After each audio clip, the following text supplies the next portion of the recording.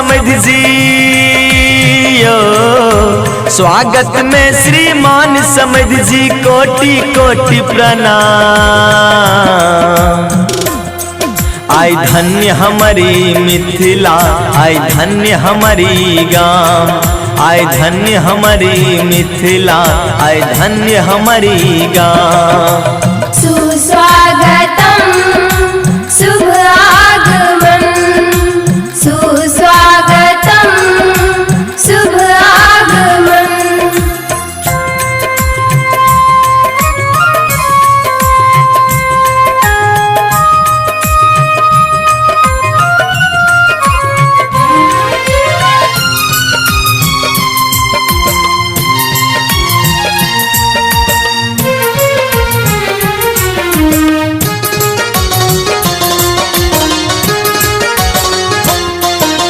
टुकुर टुकुर सब बार निहार, पलक खसत नैना नाचे, जोरी एहन बनेला विधाता जेहन सुगा में नाचे।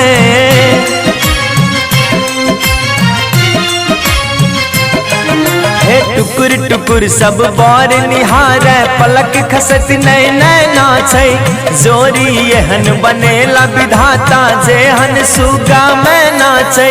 दशरथ बने आयलो समझ जी, दशरथ बने आयलो समझ जी, पुत्र दिलो श्री राम। आई धन्य हमारी मिथिला, आई धन्य हमारी गाँव, आई धन्य हमारी मिथिला, आई धन्य हमारी गाँव। सुस्वागतम शुभ आगमन, सुस्वागतम शुभ आगमन।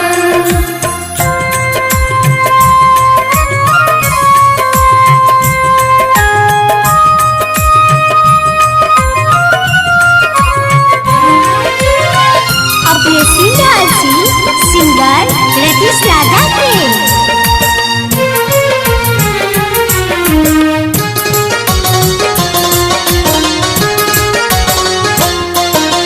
हमरो धिया स्नेही अहिना जहिना जनक दुलारी छै, मंद मंद मुस्कान सखिलल सगरो पुल पुलवारी छै।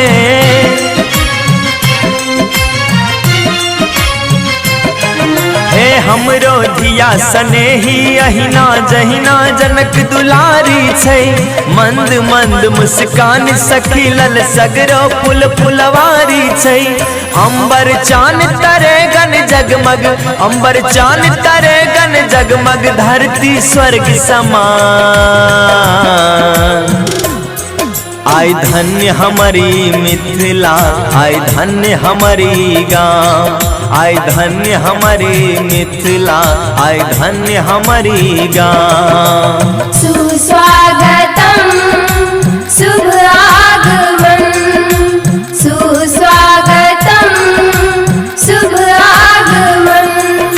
स्वागत में श्रीमान समझ जियो, स्वागत में श्रीमान समझ जी कोटि कोटि प्रणाम। आई धन्य हमारी मिथिला, आई धन्य हमारी गाँव, आई धन्य हमारी मिथिला, आई धन्य हमारी गाँव। सुस्वागतम